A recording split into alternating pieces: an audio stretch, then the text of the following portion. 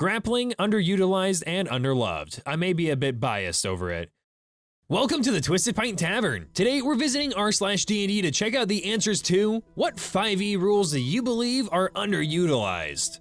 Cover is pretty cool. Most groups I've ever had contact with don't use nutrition, encumbrance, or lifestyle expenses to avoid tedium, if that counts. I honestly wouldn't mind a game with all that. I like spell components too. And then this reply, as a wizard, cover is essential and remembering to return to full cover. Cover is a very useful rule and function that a lot of people just forget exists. Especially as a wizard or some other squishy character, you just don't want to be out in the open battlefield surrounded by enemies when you can just take cover and have a bonus to your AC against all those ranged attacks. Nutrition, encumbrance, or lifestyle expenses, I don't mind those. It's kind of a take it or leave it kind of thing, because if you have them, then that's great, you're playing a grittier, more realistic game. And if you don't have them, then that's fine, you're just not playing that grittier, more realistic game. So I'm up for either.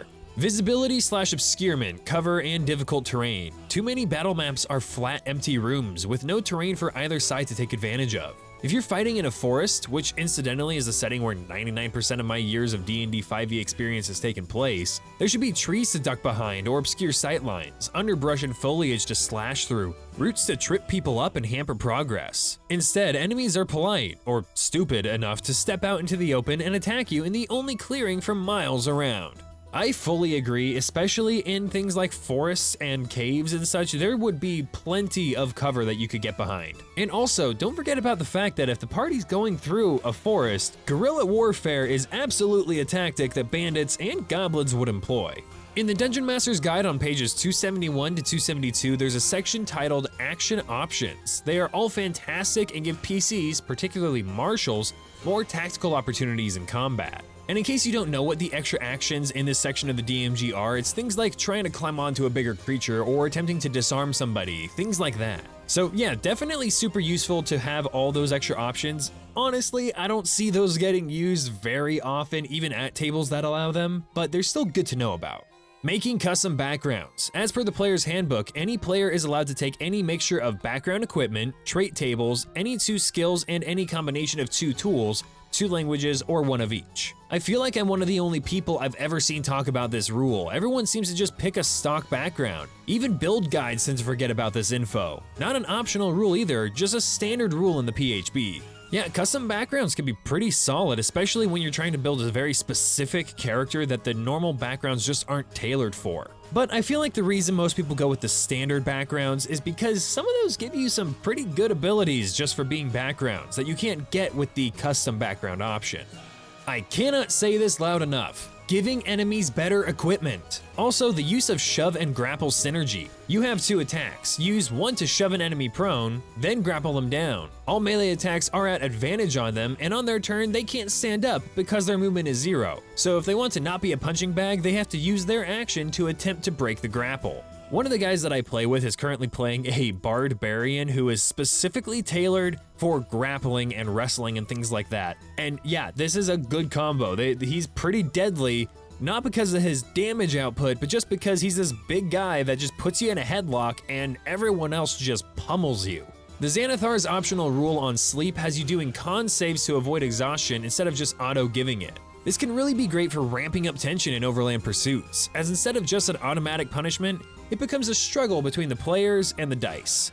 I like that because I like adding, dice rolling to my dice rolling game, but at the same time, you've got to do quite a lot to earn a level of exhaustion. So if you are going that far, if you're doing a forced march, or if you're going without a long rest in a day, you kind of should have that level of exhaustion, in my opinion.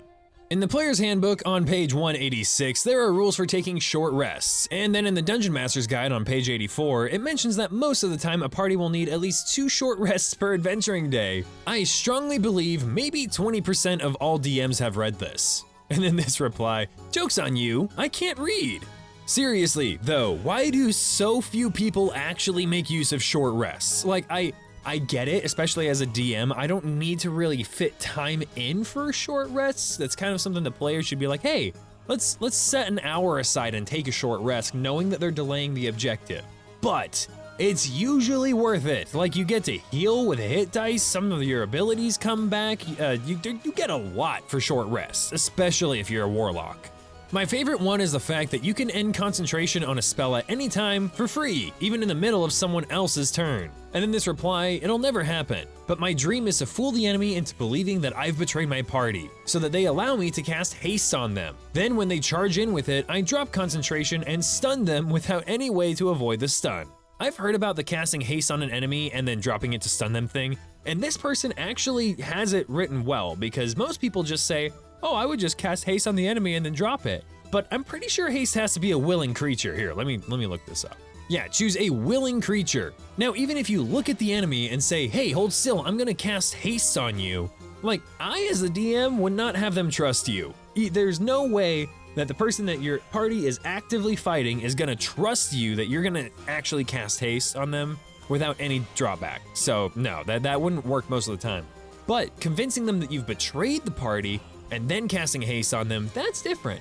Every table I've played at or watched, not DM'd, rolls athletics for jumping when there are clear rules for it that usually allow a PC to make that jump without issue.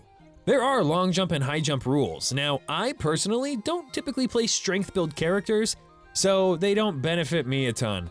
But absolutely, you shouldn't be making people roll for athletics checks to do a high jump or a long jump as long as it's within their normal range. If they want to do something further, maybe an athletics check. But normally, no, there's just a set distance that they can go.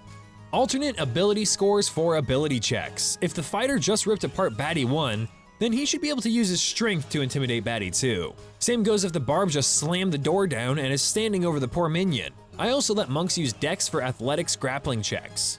Yeah, I'm all for letting people use different ability scores as long as it makes sense. Like using strength for intimidation makes perfect sense sometimes. Medicine is a wisdom check, but depending on the kind of thing you're trying to do, I might allow an intelligence check because, well, medicine might be something you've learned from a book, not exactly just studied in the field. So yeah, DMs, absolutely let your players substitute in different ability scores as long as it makes sense, and make sure that you're the one giving permission to do it, not that they're just doing it for fun.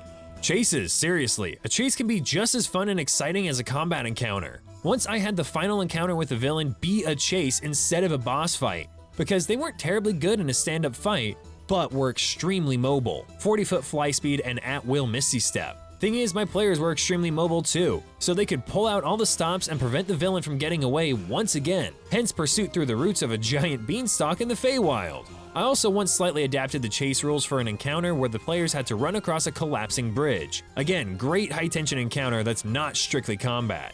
I actually had not heard about the chase rules, or I didn't see them in the DMG, skipped past my mind, something like that, but I'm looking at them now and they're pretty cool. It allows you to do long distance chases while still having the minis fairly stationary on the battle mat, so you're not like running them in circles and such, but basically, you just keep the movements written down, and then at the end of the round, you can just kind of adjust the mini's distance accordingly. And it has like a number of times you can take the dash action without getting exhausted and all kinds of stuff. I like this rule. I know there are rules for underwater combat, but I haven't committed them to memory because it never comes up. And in this reply, I made my players very aware of the rules once and printed up a cheat sheet for an act we did in a flooded town with ghosts. Yeah, I run a pirate campaign. Underwater combat comes up fairly regularly, so those rules are definitely good to know. People forget that if you're using feats, it's completely rules as written to train for them, assuming you have access to a trainer willing to train you, of course. You can also train for skills as well, DMG page 231.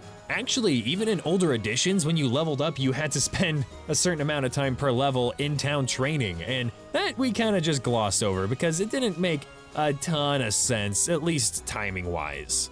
Grappling, underutilized and underloved. I may be a bit biased over it. Yeah, again, I've got that buddy who's playing that grapple barbarian, and it's definitely useful. It's not useful really in a 1v1, but when you've got allies who can pummel this guy, it's really good. My favorite rule that gets underutilized? DM Inspiration. I know, it's not that underutilized, you might say, but I honestly never see it getting used outside of games that have a special mechanic for it. I've mentioned it before, but just to quickly cover it again, I use a modified mechanic that XP to level 3 talked about on his channel, where you give the players a coin at the start of each session face up. That's their DM inspiration. Then when they use it, they flip the coin over. Then anytime they roll a nat 1 on any check, they flip the coin back over to heads and can use the inspiration again. I also allow them to flip it over for great roleplay or other fun moments. It keeps it balanced and it always gets used. They just love flipping that little gold coin over. But that's gonna do it for today's video. Thank you guys so much for watching. What rules, either official or somewhat homebrew, do you think are underutilized and really should be considered more? Let me know down in the comments, or let me know in the Twisted Pint Tavern Discord server, which you can join using the link in the description. If you haven't already, make sure to leave a like and subscribe so you don't miss out on any future tavern videos, and I'll see all of you wonderful tavern folk in the next video.